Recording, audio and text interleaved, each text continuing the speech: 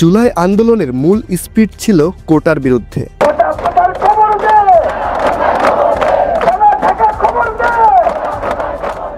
Slogan ছিল কোটা না মেধা।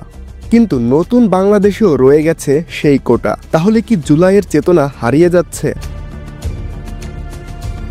ঢাকা বিশ্ববিদ্যালয়ের 2024-25 শিক্ষাবর্ষের আন্ডার গ্র্যাজুয়েট প্রোগ্রামে কোটা ব্যবস্থার আওতায় 4টি ইউনিটে মোট 160 জন শিক্ষার্থী ভর্তিতে সুযোগ পেয়েছেন। বুধবার কোটায় সুযোগ পাওয়া শিক্ষার্থীদের ভর্তির অনুমোদন দিয়েছেন বিশ্ববিদ্যালয়ের উপাচার্য অধ্যাপক ডক্টর নিয়াজ আহমেদ খান। 19 জুন বৃহস্পতিবার দুপুরে ঢাবির রেজিস্ট্রার দপ্তরের একটি সূত্র দ্য ডেইলি ক্যাম্পাসকে এসব তথ্য নিশ্চিত করেছে। সূত্রের তথ্য অনুযায়ী 2024-25 শিক্ষাবর্ষে ডিসেবল কোটায় ভর্তির সুযোগ পেয়েছেন 33 জন।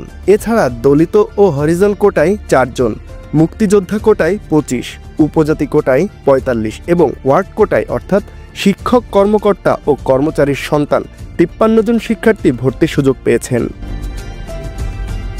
জানা গেছে 2024-25 সেশনে ঢাবিতে মোট আসন রয়েছে 6010টি। এর মধ্যে কলা, আইন ও সামাজিক বিজ্ঞান ইউনিটে মোট আসন সংখ্যা 2934টি, বিজ্ঞান ইউনিটে মোট আসন সংখ্যা 1896টি, ব্যবসায়ী শিক্ষা ইউনিটে মোট আসন সংখ্যা 1050 এবং চারুকলা ইউনিটে কোটাসহ মোট আসন সংখ্যা 130টি।